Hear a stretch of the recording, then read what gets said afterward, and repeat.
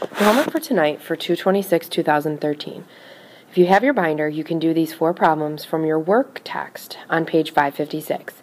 If you do not have your binder, take out a piece of paper and put your name and heading at the top. Do the examples with me, pause the video at any time if you think you can do them on your own, and then start the video again in order to check your work.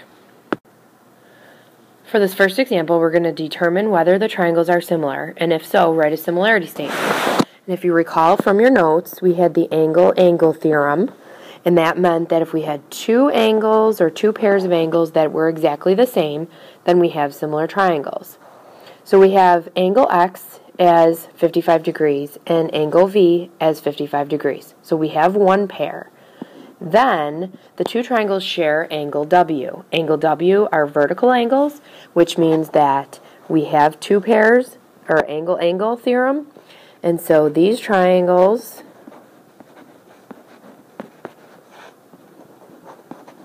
are These triangles are similar because of the angle-angle similarities. Let's do the same thing for example number 2. Determine whether the triangles are similar. If so, write a similarity statement. So, angle L is 35 degrees. The corresponding angle to angle L is angle Q, because this triangle has been rotated. And angle Q is 25 degrees, so L and Q are not the same. And since a triangle adds up to 180, and we have an angle of 35 and an angle of 90, what do we have left? We have 55 degrees left in this triangle for this angle here. So now I see that we have a 90 here and a 90 here. We need to know if angle N and O, since they're corresponding, are congruent in order for the similarity statement to be true. So for this triangle over here, I have 180 degrees minus my 25 minus my 90. What's left? We have 65 degrees left, which means that angle O nor N are congruent with, and L and Q are not congruent. So these triangles are not similar.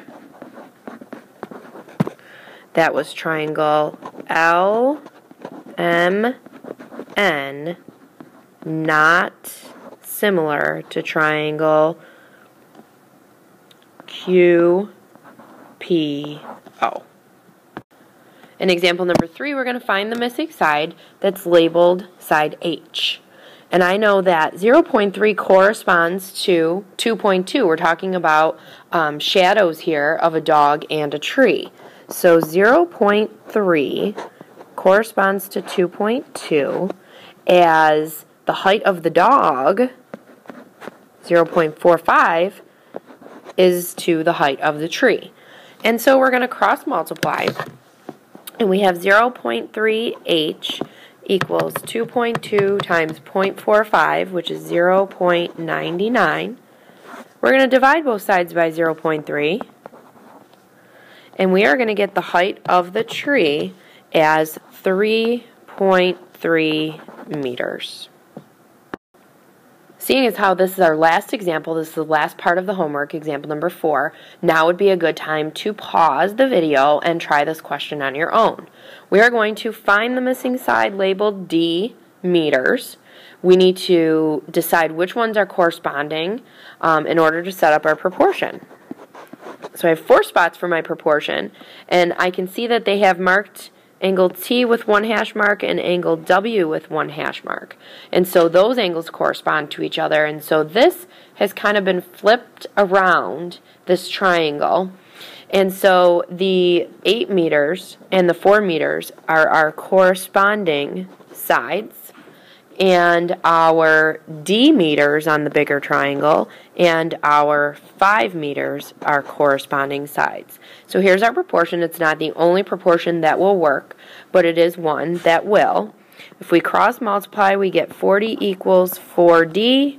We divide by 4, and we get 10 meters equals D. So bring this with you to class tomorrow, and we will check to see that you have all 4 examples copied down, and we will move on from there.